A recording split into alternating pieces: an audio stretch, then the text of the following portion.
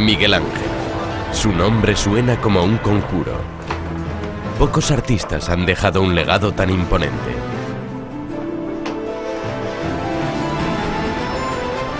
¿Cómo creó la escultura más famosa de la historia y la maravilla de la Capilla Sixtina?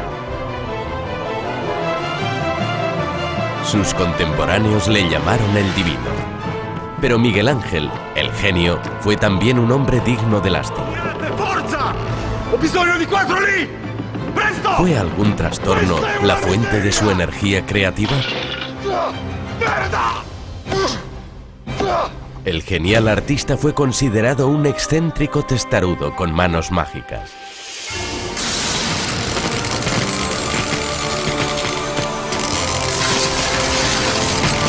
Miguel Ángel, una superestrella.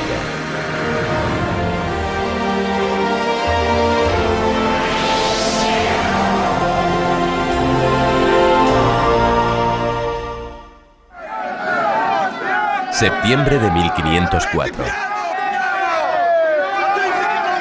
Son necesarios muchos hombres para arrastrar un coloso de mármol de 9 toneladas por las calles de Florencia. El gigante, como lo llamaron los florentinos, solo podía ser movido por la noche. Durante el día, las angostas calles estaban demasiado concurridas.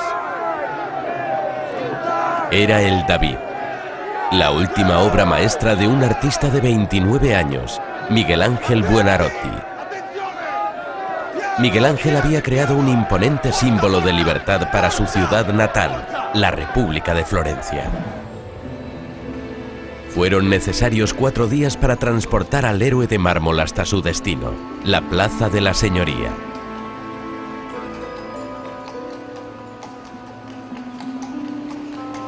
Hoy en su lugar se levanta una copia. Para protegerla de los elementos, la escultura original fue trasladada en 1873 a la Galería de la Academia de Florencia.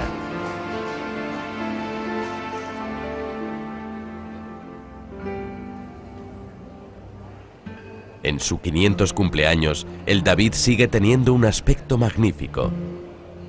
Todos los años millones de visitantes le llaman Mister Universo.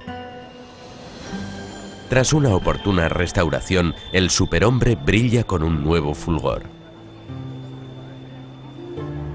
En vida del propio Miguel Ángel, Vasari, su biógrafo, escribió: esta obra eclipsa a todas las estatuas antiguas y modernas de Roma. El David fue la primera escultura de mármol exenta desde la antigüedad clásica. El arte de los antiguos griegos había vuelto a renacer en Florencia. Florencia estaba en el cenit de su poder. Era una ciudad rica que gobernaba sobre toda la Toscana y se había convertido en el opulento centro cultural de la región.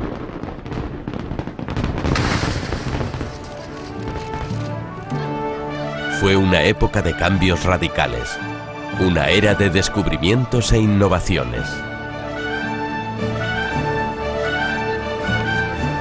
El sueño de un nuevo hombre comenzó en Florencia. Esta fue la cuna del humanismo. Tras la Edad de las Tinieblas y la Edad Media, llegó el Renacimiento, el redescubrimiento de la cultura clásica de las antiguas Grecia y Roma. Esa rica herencia permeó la obra de Miguel Ángel. ¡Tirate, forza! ¡Ho bisogno di 4 lì! ¡Presto!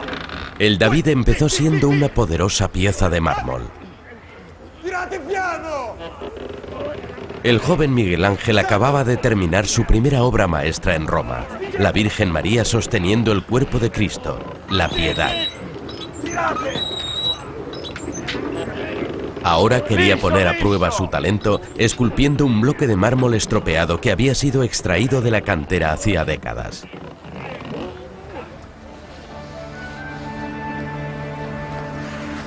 Había dibujado cientos de bocetos, pero aún así tendría que trabajar con extrema precisión. Parecía como si, dotado de una visión de rayos X, Miguel Ángel pudiera ver el contorno de la estatua terminada. La estatua tenía que estar medida al centímetro para que coincidiera con la forma del bloque de mármol del que disponía. Hay magia en el mármol. El artista más grande ve solo lo que ya hay en el mármol.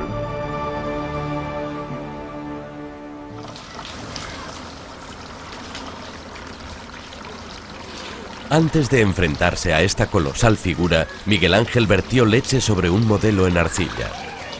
Las partes que no quedaron sumergidas en la leche serían las primeras que esculpiría en el bloque de mármol. Miguel Ángel mantenía una especie de historia de amor con el mármol. Primero, cinceló el brazo izquierdo, la parte del enorme cuerpo que más sobresalía de la estatua. Utilizó el martillo para quitar el mármol sobrante. Luego llegó el trabajo de precisión. El bloque de mármol tenía una depresión, lo que significaba que uno de los brazos tenía que estar en ángulo. Después de 4 meses de trabajo llegó el invierno con lloviznas constantes e incluso nieve. A veces el artista movía sus herramientas con la energía de un herrero en la forja. En otras ocasiones, su trabajo era tan delicado como el de un cirujano con el escalpelo. Esta obra, una de las muchas esculturas no terminadas de Miguel Ángel, es un ejemplo de su talento a la hora de extraer una figura del mármol.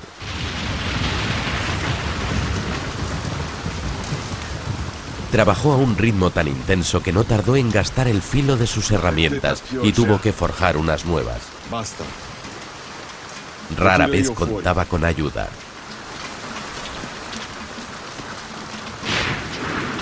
Vasari escribió: en Florencia, la rivalidad es tan grande que aquel que se permite un descanso cae en el olvido. El aire está saturado con el deseo de alcanzar honor y gloria. Con esta gigantesca estatua, Miguel Ángel quería eclipsar a sus rivales de una vez por todas. Desesperado por alcanzar honor y gloria, ansiaba el reconocimiento.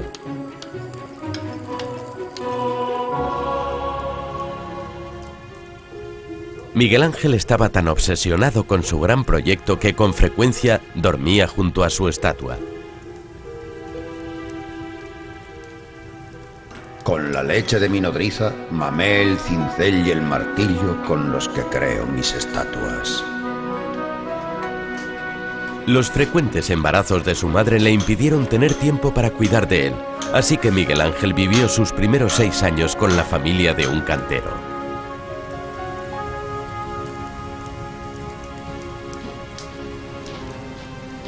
Miguel Ángel nació con un talento excepcional. Pero su padre, Ludovico, no supo ver el don de su hijo. Su padre lo envió a la escuela porque quería que fuese abogado, pero lo único que le gustaba era el dibujo. Solía dibujar a escondidas porque su padre le pegaba cuando le encontraba dibujando.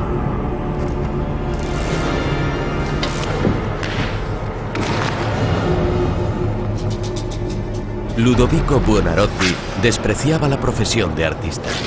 La consideraba indigna de una familia aristocrática de funcionarios de la corte de los Medici.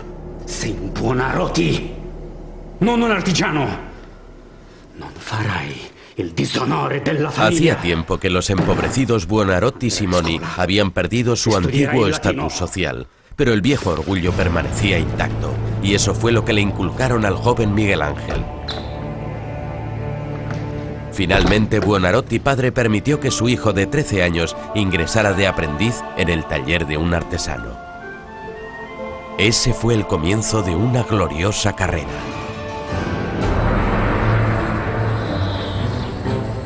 Miguel Ángel aprendió de los filósofos de la antigua Grecia que un espíritu noble se pone de manifiesto en un cuerpo hermoso.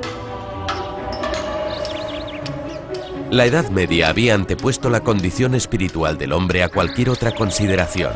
Según la Iglesia medieval, la mayor esperanza del hombre residía en la vida después de la muerte.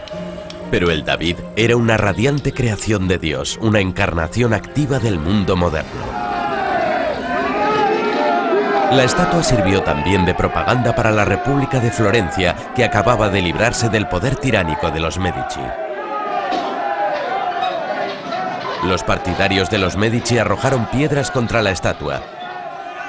No querían que el David se convirtiera en un símbolo de fortezza, el indomable espíritu de los ciudadanos libres. Desde mi nacimiento estuve destinado a representar la belleza. Miguel Ángel veía la belleza humana como la imagen de la perfección divina. ¿Glorificó Miguel Ángel la perfección física porque se consideraba un hombre desfigurado? Me considero un hombre feo. Mi rostro inspira temor. Un aprendiz envidioso le había roto la nariz. Me alimento únicamente de lo que resplandece y arde, y vivo de lo que otros mueren. Encuentro consuelo en la negra melancolía. Fue un artista lleno de contradicciones en cuyo espíritu tenía cabida toda la gama de las emociones humanas. No era el típico artista del Renacimiento rebosante de confianza, que creaba bellas obras de arte llevado por la pasión y la razón.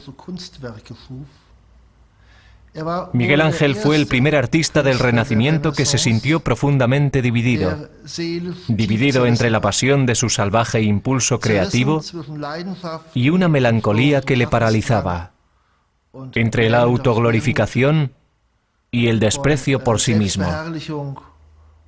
Entre la euforia y una ansiedad que le devoraba por dentro.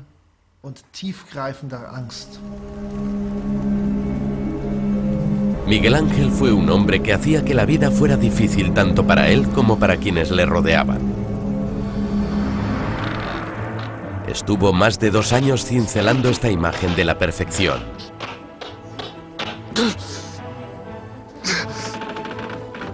En todas las partes del cuerpo que tallaba, quería destruir las convenciones y crear algo enteramente nuevo.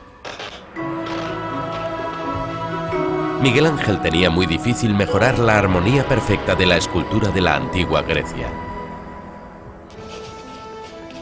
Pero sí consiguió otra cosa.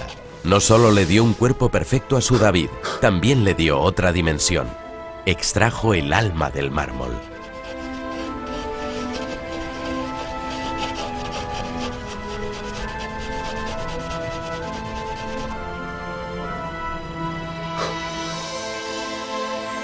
Se cree que cuando se erigió la estatua en el año 1504, Miguel Ángel vistió al David con una guirnalda dorada de hojas de cobre. Esto no es algo tan sorprendente como podría parecer. Se sabe que en la antigüedad solían dorar o pintar con colores brillantes algunas estatuas.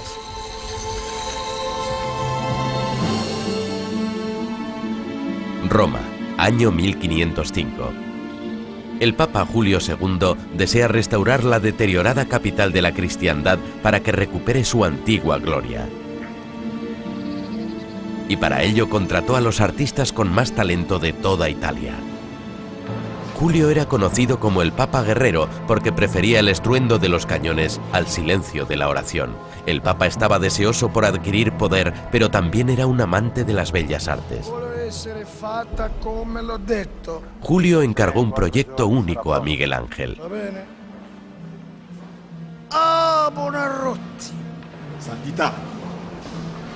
Para conseguir el encargo, Miguel Ángel estaba incluso dispuesto a besar las zapatillas del pontífice, aunque sin entusiasmo.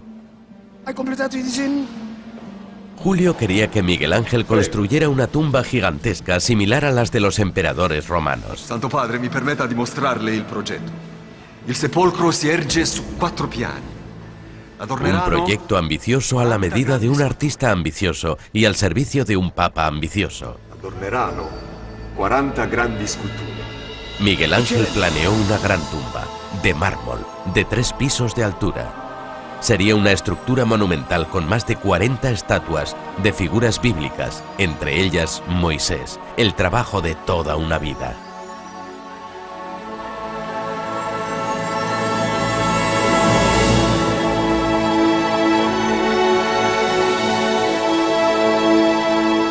Para este proyecto, Miguel Ángel necesitaba una enorme cantidad de mármol y lo extrajo de Carrara.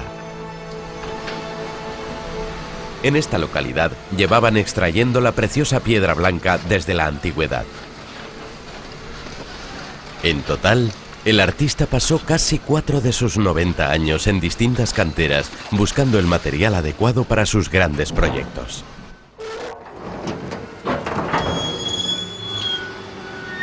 Solo para esta tumba trabajó durante 8 meses con los canteros hasta que consiguió llenar 70 carros con un mármol blanco como la nieve.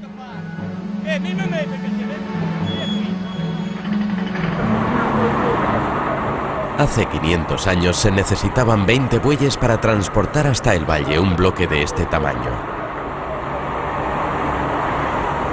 Hoy basta con un solo camión. Los preciados bloques de mármol de Miguel Ángel se apilaron delante de la vieja Basílica de San Pedro de Roma. Pero de pronto, un nuevo proyecto tuvo prioridad. La tumba no se terminaría hasta pasados 100 años.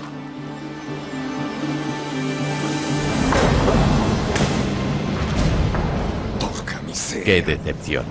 Súbitamente las puertas del Vaticano se habían cerrado para el artista. ¡Debe pagar!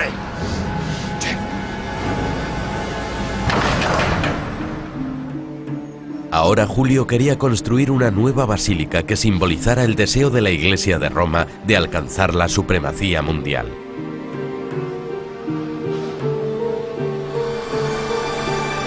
La tumba cayó víctima de este nuevo y grandioso proyecto, al igual que la vieja Basílica de San Pedro, que ya tenía 1000 años de antigüedad, puesto que el nuevo plan exigía su demolición. Junto a la ahora condenada basílica se encontraba la Capilla Sixtina, la capilla de los papas.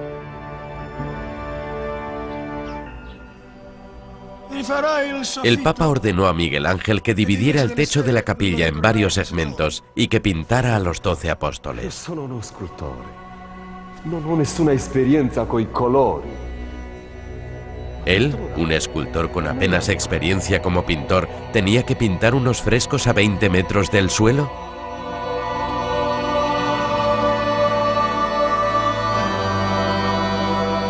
¿Y tenía que hacerlo en una capilla que era un desastre arquitectónico? ¿Una caja rectangular de 40 metros? Que diventerà un'opera ilustre. Miguel Ángel se sentía profundamente herido, pero toda protesta era en vano. Julio había hablado. Sixto, el tío de Julio, había construido la Capilla Sixtina y desde entonces se habían celebrado en ella varios cónclaves. Era mitad iglesia, mitad fortaleza. Los soldados dormían en casamatas encima de las bóvedas que tenía que pintar Miguel Ángel.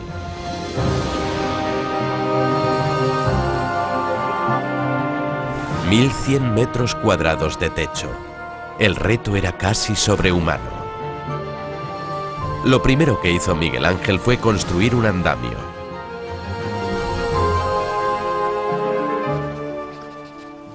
Miguel Ángel había aceptado el reto. Ahora necesitaba presentar un concepto espectacular. Y decidió pintar nada menos que el drama de la creación, el Génesis, con sus escenas de condena y perdón, sufrimiento y liberación. Francesco, prepari el diluvio. Ya que no podía tallar figuras tridimensionales para la tumba del Papa, las pintaría en el techo de la Capilla Sixtina.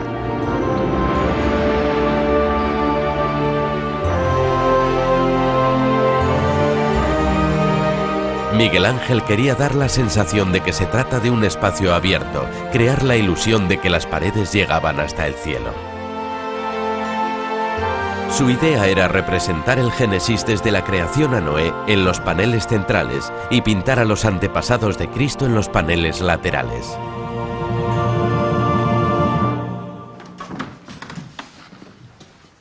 Miguel Ángel requirió la ayuda de expertos pintores al fresco de Florencia para que le ayudaran a hacer realidad su idea.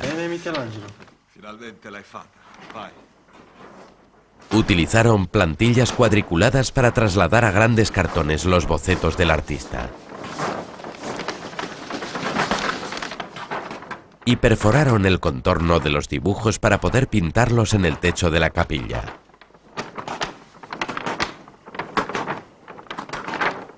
Los cartones para el fresco del diluvio fueron los primeros que prepararon. Antes del amanecer, el capataz preparaba una mezcla de arena, cal muerta, cenizas volcánicas y agua.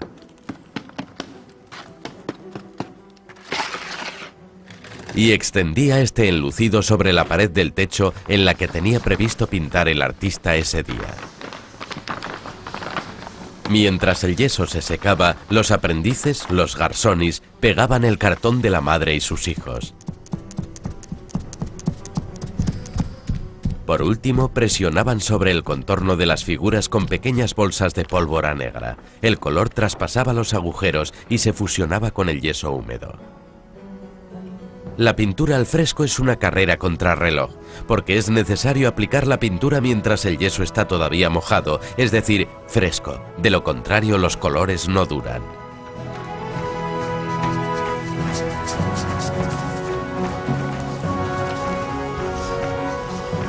Pintar sobre el yeso húmedo es un trabajo arduo porque no es posible corregir nada.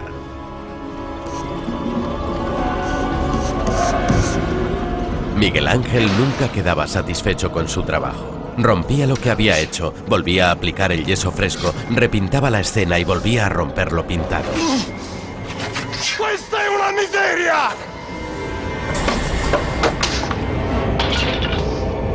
¡Verdad!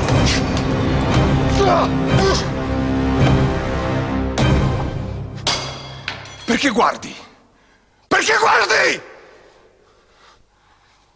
Sei fortunato, perché sei sempre soddisfatto di quello che fai. Mentre io non ho mai portato a termine un'opera per cui possa ritenermi tale.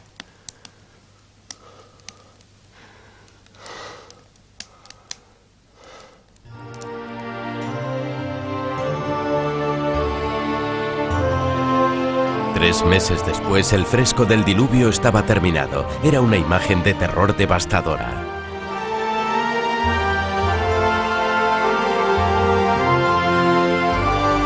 Pero Miguel Ángel se dio cuenta de que estaba despilfarrando sus fuerzas. Había pintado 61 figuras en un retablo de apenas 7 metros de ancho. La mayoría de las figuras eran demasiado pequeñas. Desde el suelo a 20 metros de distancia, el espectador apenas podía intuirlas.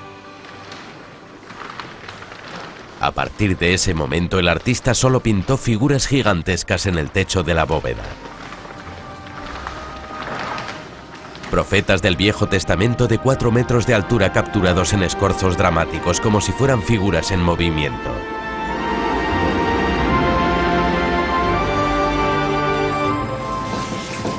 Alternó los profetas con las sibilas, las mujeres con poderes proféticos de la antigua Grecia. Al igual que los profetas, ellas también anunciaban la llegada de Cristo.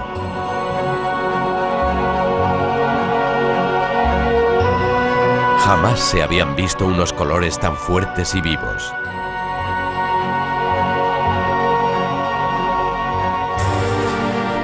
Desde la restauración de los frescos en 1994, el techo de la Capilla Sixtina ha recuperado su brillantez original.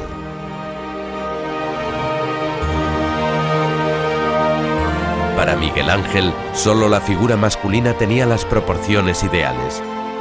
Por eso pintó a las figuras femeninas con cuerpos musculosos de hombre.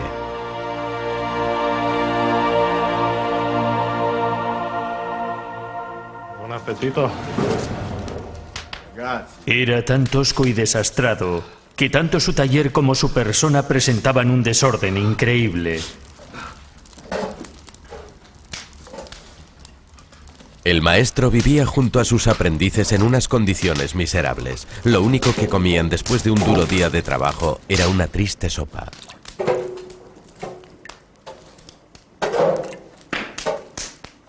En Roma vivieron con miedo a contraer la peste.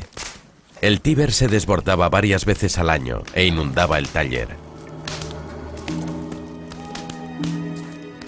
Dormían todos juntos en 2 camas. La higiene personal brillaba por su ausencia. Miguel Ángel seguía el consejo de su padre: no te laves nunca.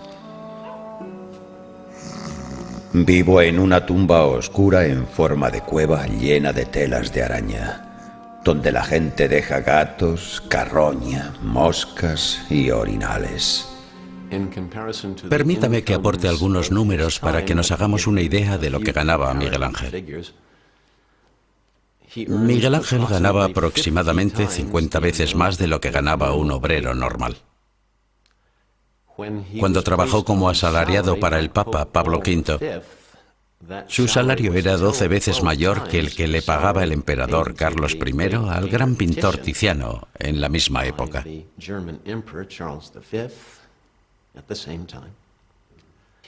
Miguel Ángel dejó una fortuna cercana a la cuarta parte de la fortuna que dejaron algunos de los banqueros y príncipes más ricos de su tiempo. Pero Miguel Ángel vivió como si fuera pobre. En otras palabras, podemos decir que era un avaro. Las preocupaciones y el trabajo físico me superan. No tengo amigos en Roma, ni tampoco los necesito. Vivo la más miserable de las vidas solo para ahorrar para mi familia. En realidad, Miguel Ángel utilizó a su familia para invertir en tierras la mayor parte de sus inmensos ingresos. La propiedad de la tierra, pensaba, reforzaría su pretensión de ser descendiente de una familia noble. Su padre y sus hermanos le pedían dinero constantemente, pero él era un benefactor autoritario. Desde la lejana Roma, Miguel Ángel se quejaba, sermoneaba, reprendía y amenazaba. Fue una relación llena de contradicciones. Miguel Ángel honraba a su anciano y achacoso padre, pero al mismo tiempo mantenía las distancias. Y a veces hacía gala de una insensibilidad sorprendente.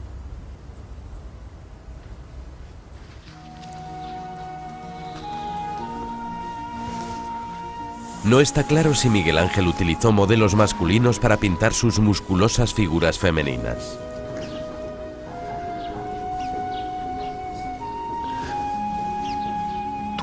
Eva.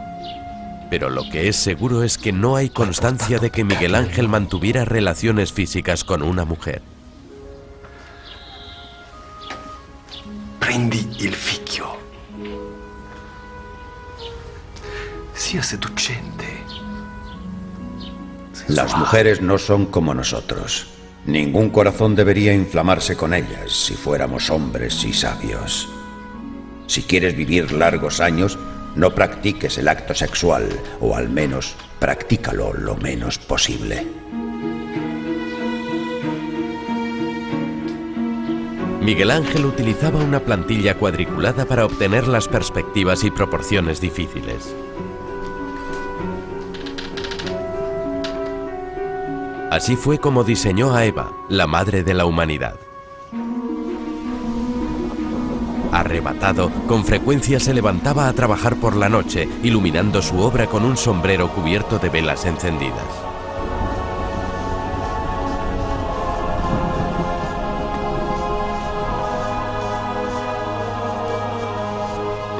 Odiaba que le molestaran cuando estaba trabajando. Pero el Papa, impaciente, solía visitarle a menudo para interesarse por sus progresos.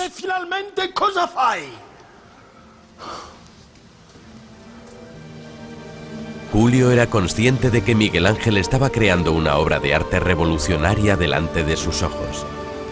Miguel Ángel terminó esta magistral pintura en apenas 3 semanas. Su alusión sexual es inequívoca. Es interesante que Miguel Ángel no atribuyera la expulsión del paraíso solo a Eva. Ella permanece pasiva. Es Adán quien se acerca al árbol de la ciencia para coger él mismo la manzana prohibida. A la izquierda el Papa vio la tentación de Adán y Eva. A la derecha su expulsión del paraíso. Al principio eran hermosos, pero el pecado les afea. È qualcosa di completamente nuovo. Miguel Ángel estaba convencido de que la lujuria de la carne había traído el pecado al mundo. Su actitud personal hacia el sexo estuvo también marcada por el miedo a caer en el pecado.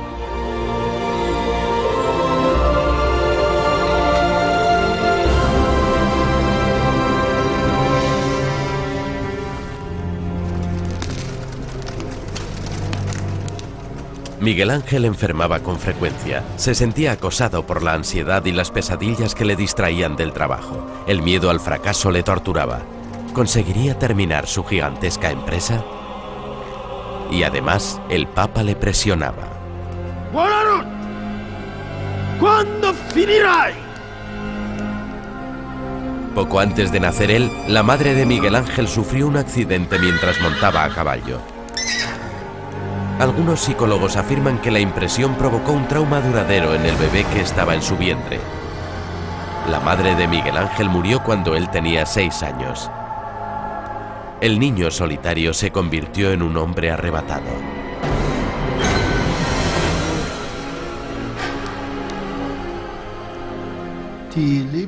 La vida de Miguel Ángel estuvo fuertemente influenciada por 2 factores. Y en ese sentido debemos destacar su comportamiento autista. ¿Qué significa eso? Por un lado, el aislamiento social, el aislamiento voluntario. Pero el comportamiento autista se caracteriza también porque quienes lo sufren sienten una obsesión con un aspecto muy definido de la vida. En el caso de Miguel Ángel, ese aspecto era su obra artística. Desatendió por completo los demás aspectos de su vida. Miguel Ángel se describió como loco y cruel, y se pintó a sí mismo como el taciturno profeta Jeremías. En la Biblia, Jeremías dice: Me asalta el dolor, mi corazón desfallece. Maldito el día en que nací.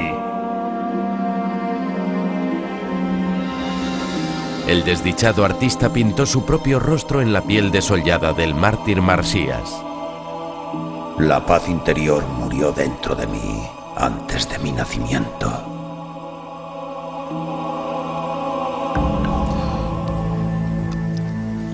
En octubre de 1509 el pintor empezó a quejarse de un agudo dolor causado por años de hacer contorsiones en el andamio. La barba me apunta hacia arriba y tengo la cabeza torcida hacia atrás, mientras que la pintura que me cae sobre los párpados me pinta un bonito mosaico en las mejillas. Tengo la piel de la frente estirada de la fuerza que hago y la piel del cuello arrugada de tanto doblarlo. Estoy doblado tensamente como un arco sirio. El frío y la humedad hacían que los inviernos en la capilla fueran muy duros. Las pequeñas fogatas apenas conseguían caldear el ambiente.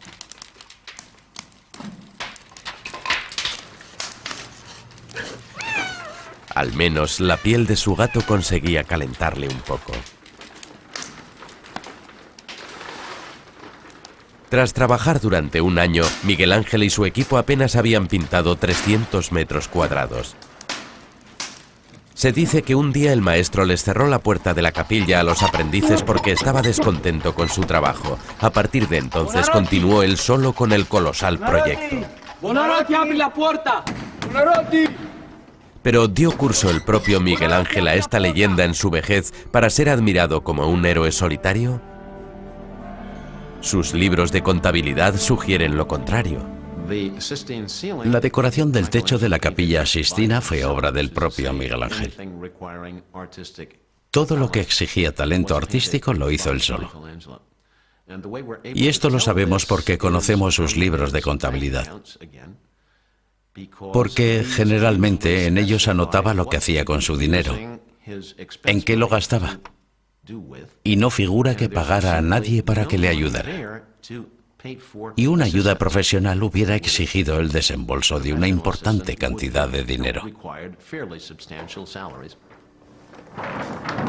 Los modelos de Miguel Ángel eran hombres muy musculados. Tenían cuerpos de fisioculturista, como si estuvieran tallados en mármol. Miguel Ángel consideraba que el hombre era el centro de la creación y la forma masculina era la cumbre de la belleza física y espiritual.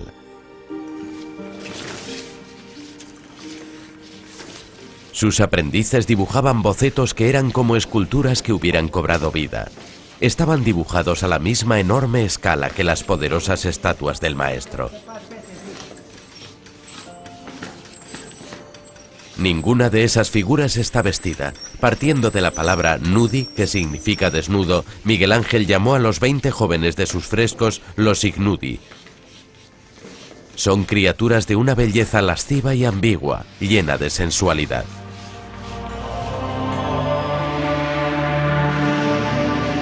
Las escenas de los paneles centrales están adornadas con 20 figuras, cada una de ellas de casi 2 metros de altura.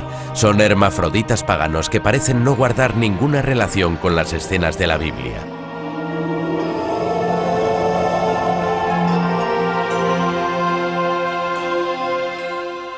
Con frecuencia las alusiones de Miguel Ángel son referencias contemporáneas y su significado se ha perdido.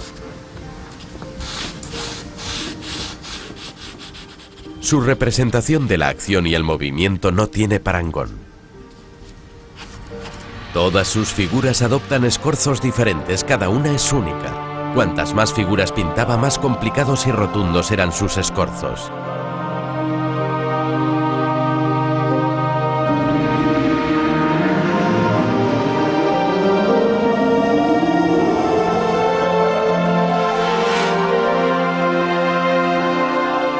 En total, Miguel Ángel pintó 800 estructuras anatómicas diferentes.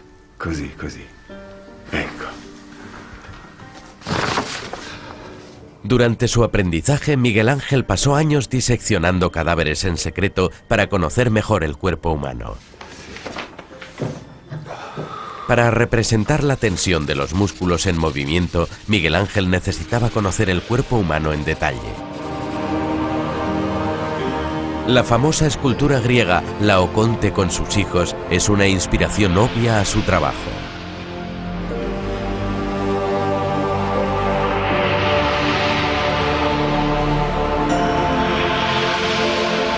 Alcanzar la expresividad, la tensión muscular, la torsión extrema de los cuerpos, ese era el desafío al que debía enfrentarse un artista como Miguel Ángel.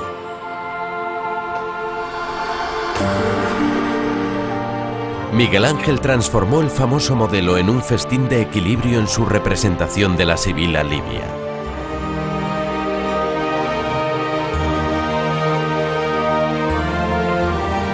Alcanzó nuevas cimas de maestría en el trabajo de la perspectiva, sobre todo en las figuras pintadas en la bóveda.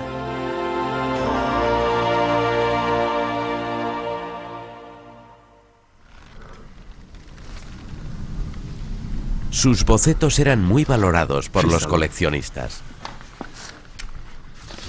En la actualidad están considerados como obras maestras absolutas. A partir de ello se desarrolló una nueva forma de arte. Los bocetos dejaron de ser considerados simples diseños previos para pinturas más grandes, para pasar a ser consideradas obras de arte por derecho propio. El genio de Miguel Ángel asombraba a sus contemporáneos, aunque él era más modesto en sus apreciaciones.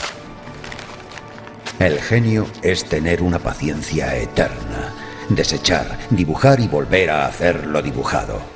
El arte debe parecer que ha sido creado sin esfuerzo.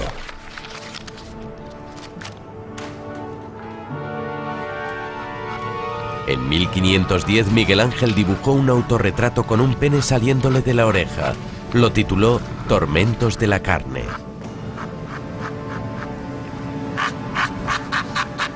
¿Reprimía sus inclinaciones homosexuales? Te prego. ¿El miedo al pecado le convirtió en un asceta? ¿O era el amor platónico lo que le inspiraba en sus relaciones con otros hombres? El concepto de amor platónico, la celebración de un lazo de unión casto y espiritual entre hombres, tomó una nueva vida en el Renacimiento. Mientras Miguel Ángel luchaba con la historia de la creación en la Capilla Sixtina, el mundo exterior estaba en plena ebullición. Mercenarios extranjeros arrasaban el país y amenazaban Roma.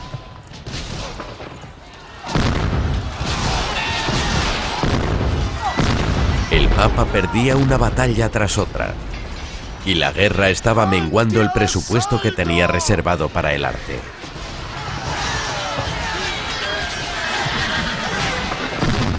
El Papa intentó en vano expulsar a los mercenarios de Italia.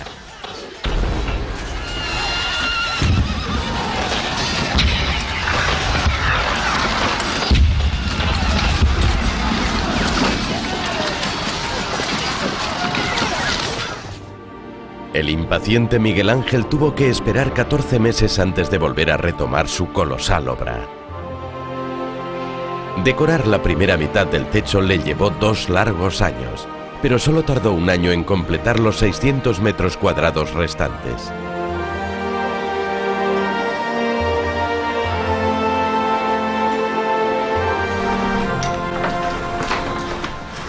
Aunque aún tenía por delante el mayor reto de todos, la creación de Adán. En la actualidad, la creación de Adán es una imagen icónica que casi todo el mundo conoce, incluso quienes no saben de dónde procede.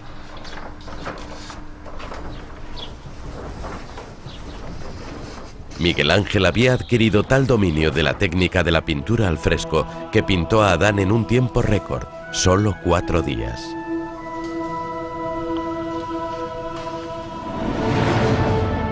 Adán significa hombre en hebreo. El Adán de Miguel Ángel representa uno de los más altos ideales del Renacimiento, la belleza como representación de un alma pura, pero también la belleza de un hombre creado a imagen y semejanza de Dios.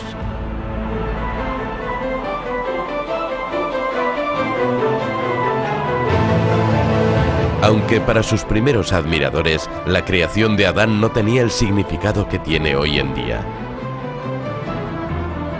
Muchos ni siquiera se dieron cuenta de que el hombre con barbas representaba a Dios.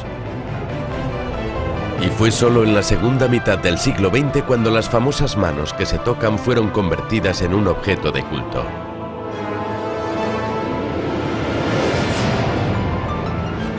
Difícilmente puede alcanzar más dramatismo la energía creadora de Dios.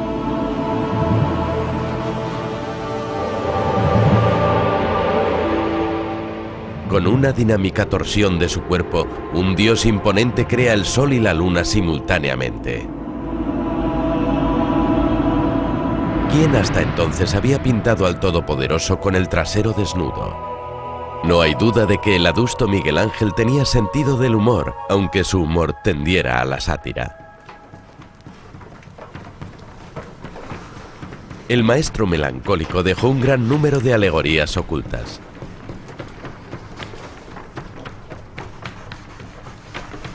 El doctor estadounidense Frank Mesberger está convencido, por ejemplo, de que la pintura de Dios y los ángeles se corresponde exactamente con un corte transversal del cerebro humano.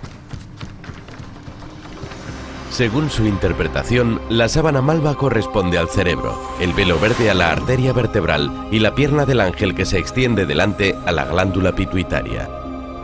Las líneas blancas representan otras partes importantes como los surcos que separan los lóbulos cerebrales.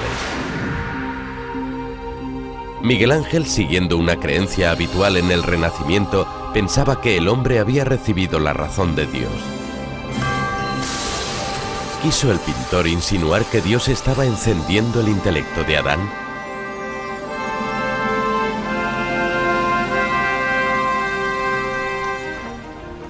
Noviembre de 1512. El Papa y el resto de visitantes curiosos están en éxtasis. Por fin está terminada la gran obra.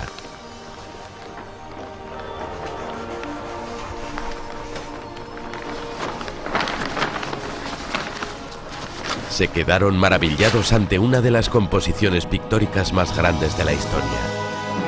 150 secciones individuales con 343 figuras individuales. El artista que quería ser escultor resultó ser el pintor más genial de todos los tiempos.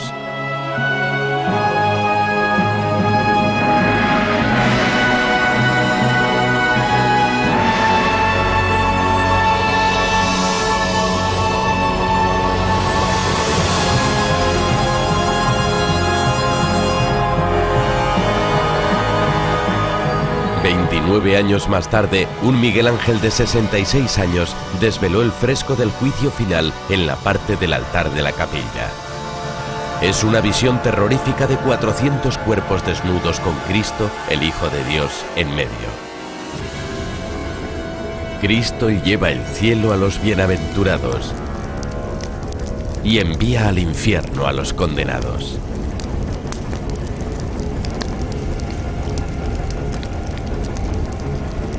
El alegre liberalismo del Renacimiento había dado paso a una profunda angustia. La gente moría quemada en la hoguera por sus creencias. Era el comienzo de la Contrarreforma.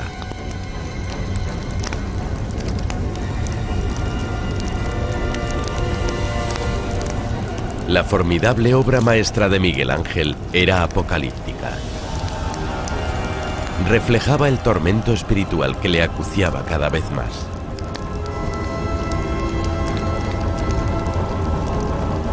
Esta vez, la masa arremolinada de cuerpos desnudos provocó una agria disputa. El fresco fue considerado escandaloso y llegó incluso a hablarse de herejía. Pero a pesar de sus muchos enemigos, Miguel Ángel continuó siendo el artista favorito de 9 papas consecutivos.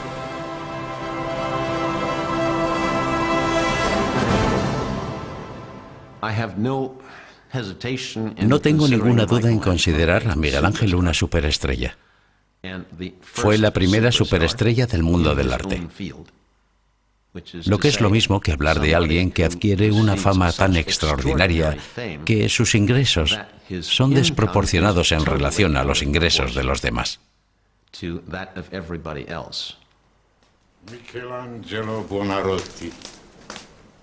Casi todos los papas temían al genio inflexible y malhumorado, pero todos querían que trabajara para el Vaticano. Vuole che tu finisca la Capella Sistina. Desde la muerte de Julio II, Miguel Ángel había continuado trabajando en las estatuas de su tumba. Pero solo lograría terminar 2 de los 20 esclavos previstos. Magnífico, magnífico. Grazie, Sua Santità. Hoy están expuestos en el Museo del Louvre de París. Miguel Ángel reprodujo en las estatuas los complicados escorzos que había pintado en la Capilla Sixtina.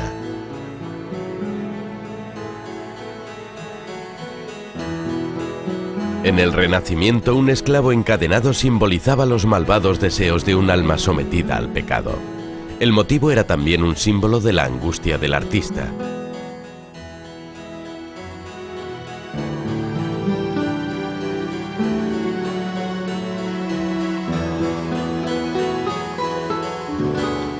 Vi prego.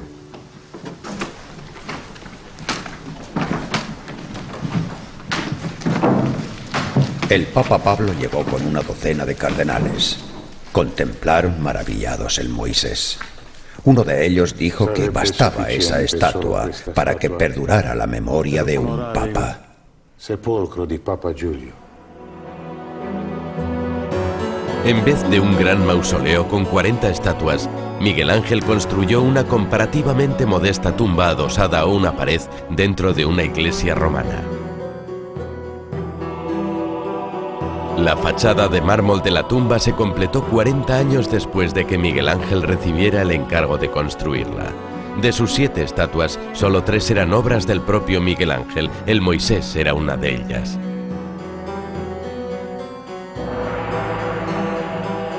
¡Qué carisma! Innumerables expertos han intentado explicar el misterioso atractivo de este Moisés.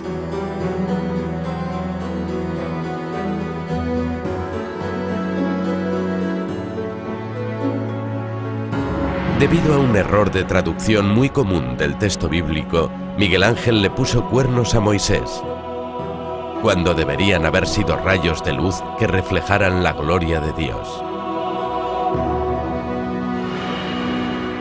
Puede que Miguel Ángel llevara una vida atormentada, pero su obra artística no tiene parangón. Sencillamente, Miguel Ángel alcanzó una maestría suprema en las 3 principales artes. Es uno de los arquitectos más grandes que han existido. Es uno de los escultores más grandes que han existido. Y es uno de los pintores más grandes que han existido. No hay ningún otro artista del que pueda decirse lo mismo.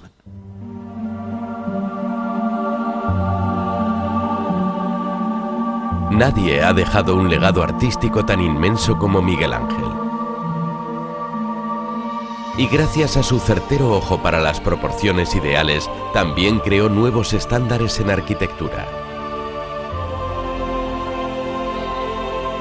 Durante 19 años, hasta su muerte en 1564, el infatigable anciano estuvo embarcado en un último y colosal proyecto: la construcción de la nueva Basílica de San Pedro.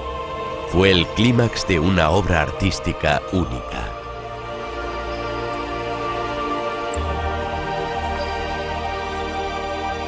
Y sin embargo, al final de sus casi 90 años, el divino consideró que su vida había sido un fracaso. Atormentado por el temor al juicio de Dios, cuestionó el papel del artista e incluso del propio arte.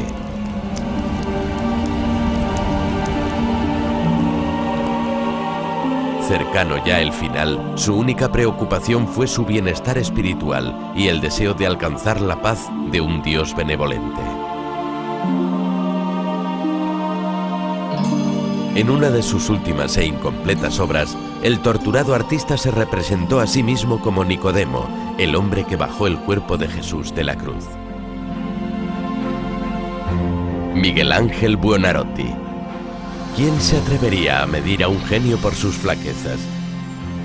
Sus flaquezas revelan algunos de los secretos más íntimos del hombre y el artista. Y eso es lo que hace que el florentino resulte tan fascinante para la posteridad.